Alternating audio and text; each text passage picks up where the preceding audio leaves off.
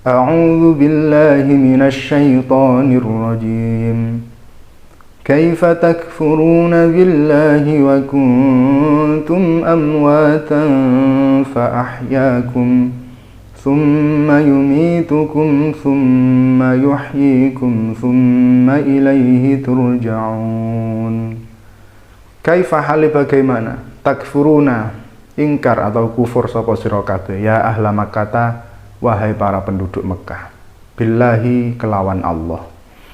Wa qad kuntum lan teman-teman ana sapa sira kabeh, atau hale teman-teman ana sapa sira kabeh amwatan iku pira-pira benda mati.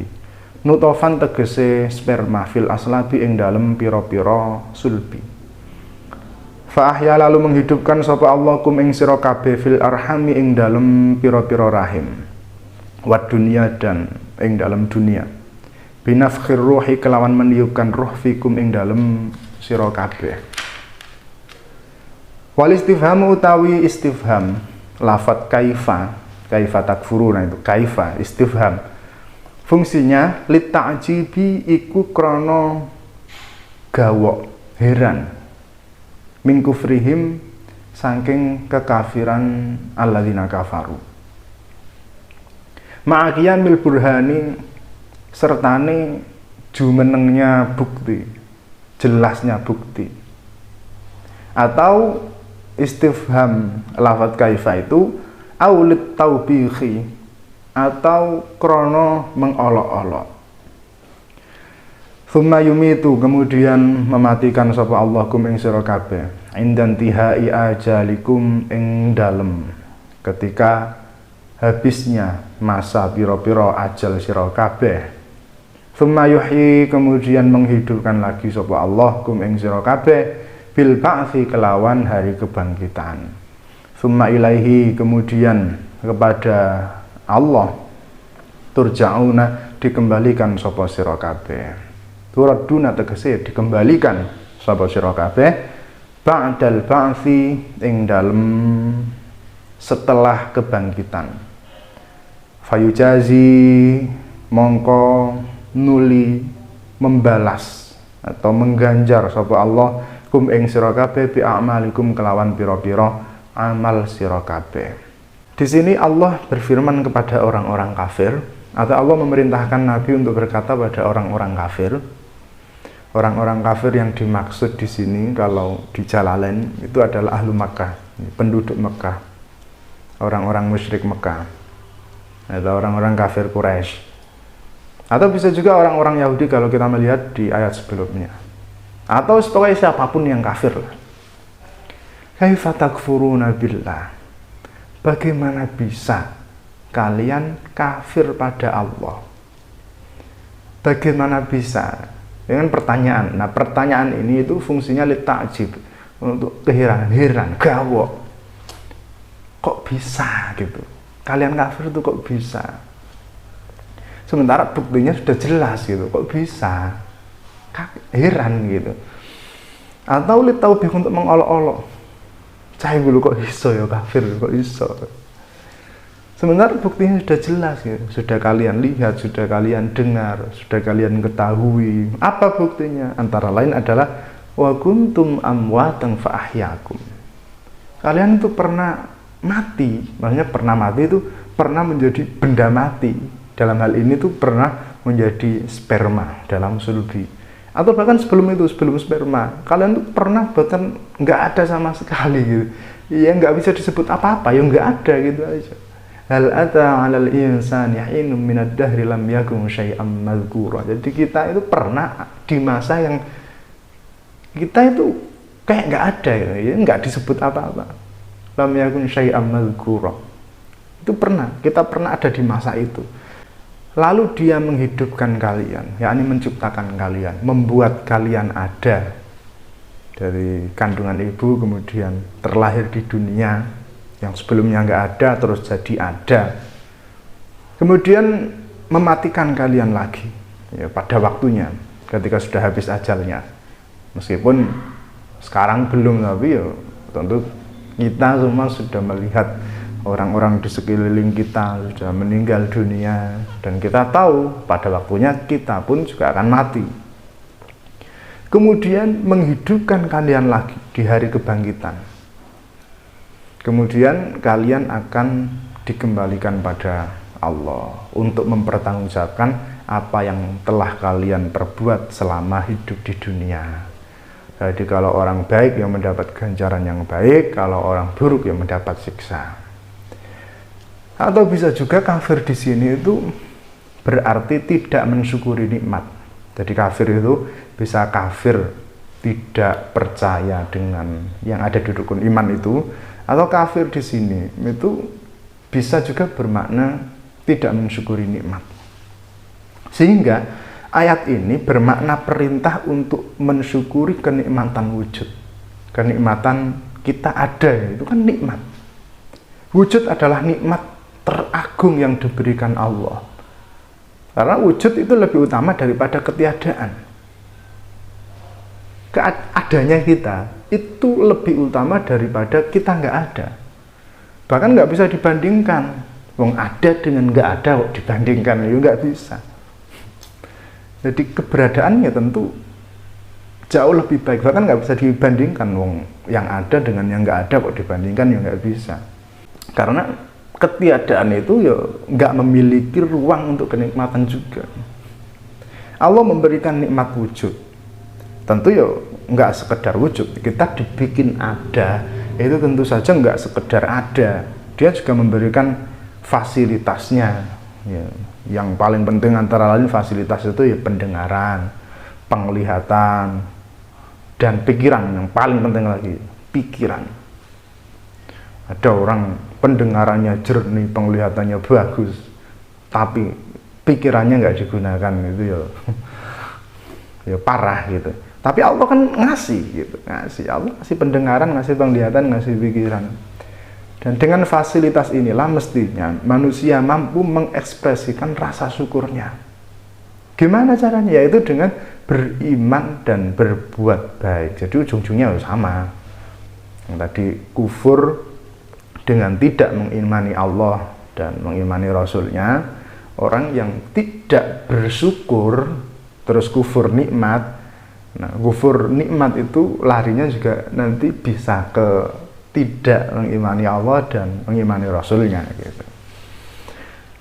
Jadi ketika seseorang sudah menyadari nikmatnya ada, dia ada di dunia ini, kemudian fasilitas-fasilitas yang telah Allah kasih, harusnya dia bisa bersyukur. Syukurnya gimana? Ya beriman. Syukurnya beriman. Karena ini kan dikatakan untuk orang-orang kafir, berarti kalau mau syukur ya syukurnya ya beriman itu. Beriman dan juga berbuat baik. Jika manusia mewujudkan rasa syukurnya atas kenikmatan wujud ini, maka kenikmatan itu tidak akan berhenti, bahkan ketika ia mati. Bahkan kenikmatan itu akan sampai pada kesempurnaannya ketika ia dibangkitkan kembali dan diperjumpakan dengan Tuhan. Jika manusia baru dihidupkan di hari kebangkitan, lalu bagaimana status manusia di masa transisi antara hidup di dunia dan dihidupkan di hari kebangkitan itu loh. Apakah manusia di dalam kubur itu hidup atau mati? Jika hidup, mengapa dikatakan dihidupkannya baru setelah hari kebangkitan? Jika mati, apakah itu berarti tidak ada siksa kubur? Jika ada, bagaimana mungkin orang yang mati kok merasakan sakit siksaan? Kan mati, terus disiksa, terus buat apa gitu? Sementara otak dan saraf-sarafnya itu kan sudah nggak lagi mampu menampung rasa sakit. Jadi siksa kubur itu ada apa enggak sih gitu kan.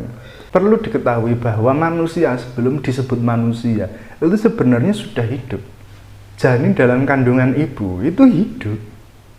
Sebelum itu masih berbentuk sperma. Itu sperma itu sebenarnya ya hidup. Bahkan sebelum itu lagi, sebelum jadi sperma, pokoknya sebelum ada, itu sebenarnya kita sudah pernah hidup. Itu yang disebut di ayat wa id akhadha rabbuka min bani adama min dhuhurihim dzurriyyatahum wa ashhadahum ala anfusihim alastu bi rabbikum qalu bala. Jadi kita itu sudah pernah hidup, ditanya sama Allah untuk persaksian, bukankah aku adalah Tuhanmu? Terus kita menjawab, ya engkau adalah Tuhanku. Itu kan berarti hidup. Jadi kita itu sudah pernah hidup sebelum ini. Itu sudah pernah hidup. Tetapi kehidupan itu tidak diistilahkan dengan hidup. Jadi kita kan pernah nggak ada. Nah, kita pernah nggak ada itu sebenarnya kita hidup. Tetapi nggak bisa disebut hidup gitu. Begitu pula kematian. Manusia itu sebenarnya nggak pernah mati. Yang disebut dengan kematian hanyalah perpisahan antara ruh dengan jasad. Al-Quran juga pernah terang-terangan menyebut orang-orang yang mati sebagai orang-orang yang hidup. Misalnya pada ayat wala tahsabannalladzina qutilu fi sabilillahi amwata bal ahya'un 'inda rabbihim yurzaqun.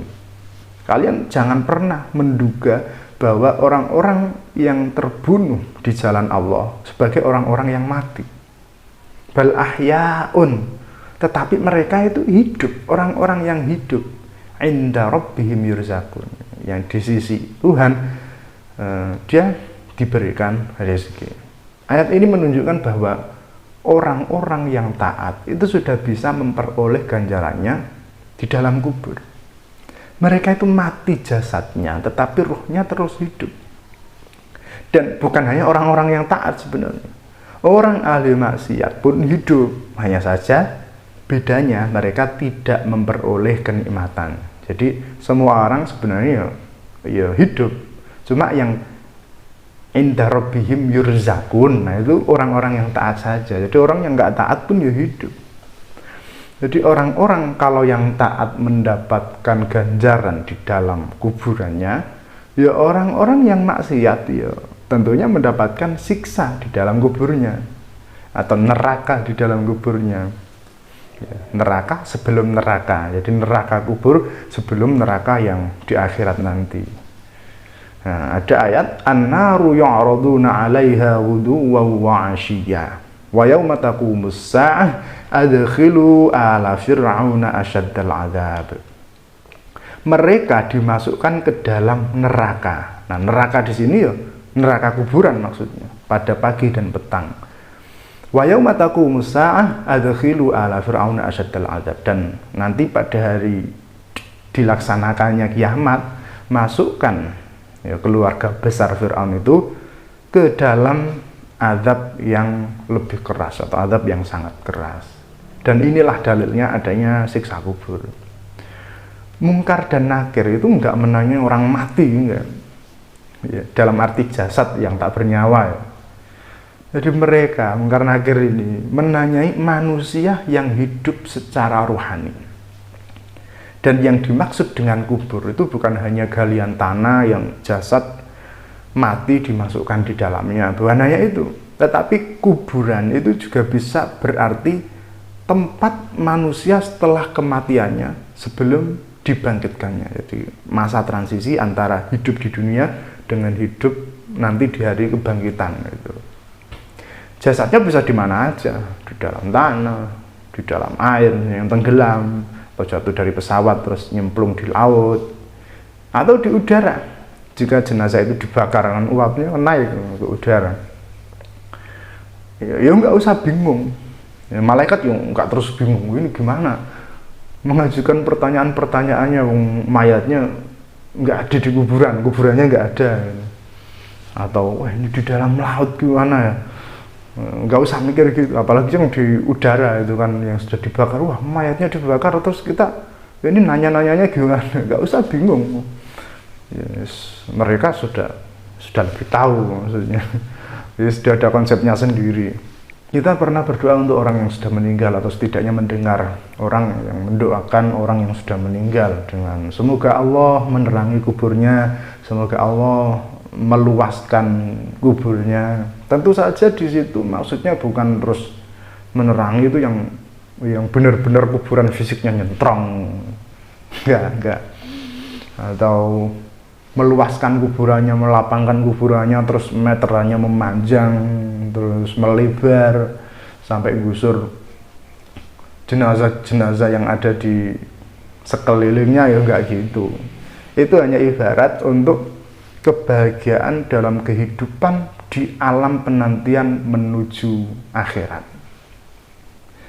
Dan doa-doa ini tentu juga berlaku untuk orang-orang yang meninggalnya tidak disemayamkan di daratan. Misalnya orang yang matinya tenggelam atau yang matinya dibakar, ya tetap kalau orang baik ya tetap akan mendapat ganjarannya, kalau orang yang buruk ya tetap akan mendapat siksanya di dalam kuburan itu. Tapi bukan yang fisiknya loh, itu hanya ada di sinetron adab saja, yang kuburannya meledak atau yang kejatuhan meteor. Dulu itu juga pernah ada video yang viral banget itu, yang rekaman siksa kubur itu kan, yang pocongnya sampai gini-gini. Ya itu settingan, itu bikinan. Ya jadi sejahat apapun orang, sekafir apapun atau semunafik apapun, pokoknya jahat-jahatnya orang jahat, kamu kuburkan, terus kamu kasih CCTV di dalam kuburan itu, ya nggak akan terjadi apa-apa. Maksudnya nggak akan terjadi apa-apa ya dia akan seperti normalnya manusia itu. Tapi katanya kalau penghafal Al-Quran itu jenazahnya awet. Ya nggak cuma penghafal Al-Quran saja, banyak orang-orang yang jenazahnya awet, bahkan orang kafir jenazahnya awet juga banyak, yang dikasih formalin atau balsem, itu jenazahnya awet, nggak harus hafal Al-Quran. Lagian ngapain gitu jenazah awet itu, maksudnya fungsinya apa gitu, kan sudah di dalam kuburan, sudah nggak ada yang melihat juga. Jadi nggak usah narsis gitu, aku pengen jenazahku awet, nggak usah. Ngapal Quran yang ngapal Quran aja, nggak usah biar jenazahnya awet. Maksudnya kalau kamu ganteng, cantik, glowing di dalam kuburan, itu yang mau lihat siapa gitu, kan nggak penting banget. Jadi yang penting itu adalah kehidupan rohaniahnya. Fisik kita ketika di dalam kubur itu nggak berfungsi. Ya kecuali kalau mau ada reklamasi. Misalnya kamu tahu di kuburan yang kamu akan dikuburkan di situ, itu nanti akan ada reklamasi. Ya udah siap-siap aja. Gimana caranya biar jenazahmu awet. Jadi pas dibongkar mau dipindahkan, langsung orang-orang kaget, jenazahnya masih utuh. Terus di video diviralkan, bahagia sekali kamu. Ya terserah kalau itu. Tapi ya sebenarnya nggak penting lagi jasad saat sudah berada di kuburan. Karena yang penting itu ruhnya kita ini, ruhnya kita. Jasad yang ada di dalam kuburan itu sudah nggak penting lagi. Ya kecuali kalau mau ada itu ya. Tapi kan berapa banyak yang begitu gitu. Yang penting nanti itu justru setelah hari kebangkitan. Jadi kita akan pakai jasad kita lagi. Tapi itu ya tergantung amal perbuatan. Kalau baik, ya kita akan ganteng, kita akan cantik. Kalau buruk, amal perbuatan kita buruk, ya kita dibangkitkannya ya dengan wajah yang buruk rupa. Jadi yang penting itu ruhnya. Dan perlu diketahui bahwa ruh itu tidak berarti bukan jisim. Jadi dia jisim. Kalau jasad itu jisim kasar, ruh itu jisim halus. Karena masih jisim, maka dia tetap masih bisa merasa. Jika nggak bisa merasa, terus apa fungsinya? Yang Alu Fir'aun tadi dibakar pagi dan petang. Tetapi bukan jisim kasar, karena jisim kasar mereka, Alu Fir'aun tadi itu ditenggelamkan. Mimma khoti'atihim ughriqu fa'udkhilu naro. Meskipun bukan tidak mungkin ya api menyala di dalam air. Maka yang dimaksud dalam surah Al-Baqarah ayat 28 ini, yang dimaksud dengan hidup adalah hidup dengan jisim yang kasar sebagai wadah ruh manusia dengan jisim halusnya itu.